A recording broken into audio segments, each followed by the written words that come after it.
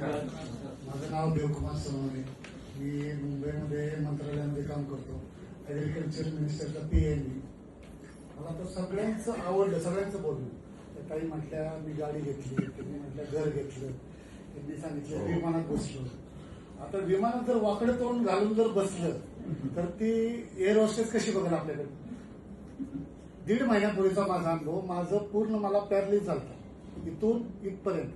पूर्ण हे तोंड इकडे गेलं आणि इंडॅक्स मुद्राने मग आमची इथं हॉस्पिटल आहे. त्या हॉस्पिटलला मला माझ्या मिसेसनी, आता इथं सगळ्यात गोरी आणि देखण्यासारखी माझी बायको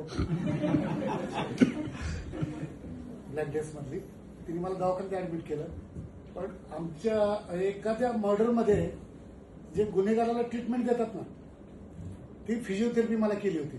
इथून इथपर्यंत 14 पॉईंट आहेत आपल्या नसचे. त्या 14 पॉईंटला शॉक देतो. एका पॉईंटला 90 वेळा, एका पॉईंटला 90 वेळा, असे 2.5 तास. आणि त्या दरम्यान माझा एक मित्र आहे, मला त्याचं पूर्ण नाव आज पण माहिती नाहीये. एका डीपीडीसीच्या मिटिंगला मी चालतो. माझी गाडी नव्हती, मी त्याची टॅक्सी घेऊन मी सोलापूरला गेलो. त्यावेळेस त्याचं राजदीप राजशेखर सुतार एवढं मला माहिती आहे. मी आज पण त्याचा नंबर राज टॅक्सी कोल्हापूर एवढाच नंबर. तर त्याला माझ्या मिसेसनी फोन केला. त्याच्या आधी 1 महिन्यापूर्वी सरांकडे आम्ही आलतो आणि हे सगळे प्रॉडक्ट आम्ही घेऊन गेलो. 12-13 हजार रुपयाचे आम्ही घेऊन गेलो, पण वापरत नव्हतो. टू बी फ्रँकली वापरत नव्हतो. मी म्हटलं त्याचं ऐकतो ठीक आहे, पण हे झाल्यानंतर मी सगळे प्रोडक्ट वापरायला लागलो त्यांनी सांगितल्याप्रमाणे. 30 ml बायको उठवायची, ते पाजायची. त्याचा इफेक्ट मी आज असा आहे तुमच्यासमोर.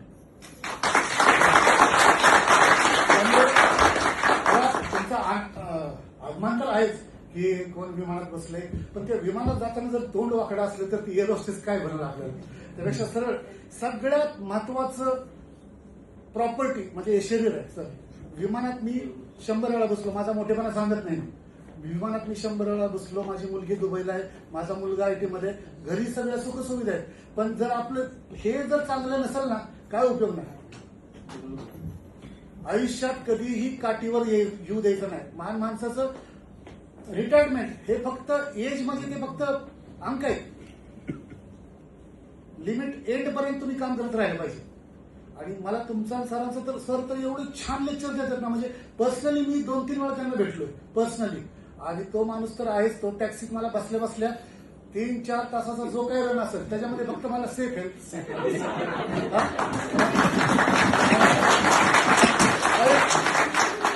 तो स्वतः मनाने एवढा चांगला आहे. मी माझ्या एवढ्या आजारपणामध्ये सख्या कोणी बहिणींनी किंवा कोणी XYZ व्यक्तींनी मला फोन नाही केला, पण तो रेग्युलर फोन करत होता. सर तब्येत कशी आहे, कुठपर्यंत आले, तुम्ही हे करा, तुम्ही या वेळेला हे घेतले, त्यावेळेला हे घ्या.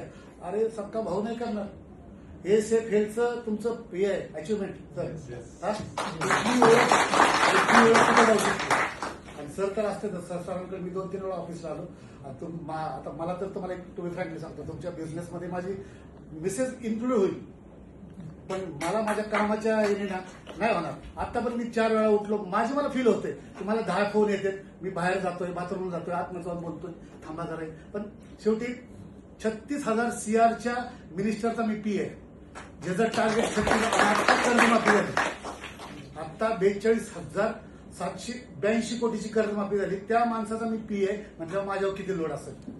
तुम्ही सॅटिस्फाईड आहात सर प्रोडक्ट वापरून? 1000% लोकांना काय सांगा तुम्ही? तुम्हाला सांगतो सर, आता कोल्हापूर तुम्ही लोकल लोक आहे, पण तुम्ही नशिबान आहे की वैद्यकीय शिक्षण मंत्री पण इथलाच आहे आणि आरोग्य मंत्री पण इथलाच आहे. मी त्यांच्या कानापर्यंत ही गोष्ट टाकणार आहे.